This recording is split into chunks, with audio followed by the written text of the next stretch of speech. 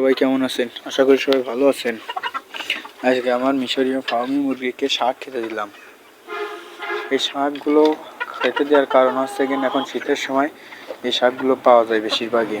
এই শাকগুলো খাওয়ালে মুরগিগুলো রোগ প্রতিরোধ ক্ষমতা বৃদ্ধি পায়, বৃদ্ধি করে। সেই জন্য এই মুরগিগুলোকে এসব শাক খাওয়ায়।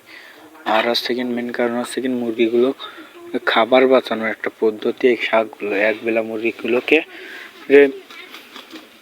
শাক দিলে আর দুবেলা লেয়ার লেয়ার অন দিলে খাবারগুলো বাঁচবে এবং মুরগিগুলো পুষতে আমাদের ভালো হবে। আল্লাহর রহমতে আমাদের এই মুরগিগুলো ডিমে চলে আসে, কিছুদিনের ভিতরে ডিম পাবো। সবাই ভালো থাকবেন, দোয়া করবেন যেন আমার ব্যবসার ভিতরে আল্লাহ বারাকা দান করুক। আমিন।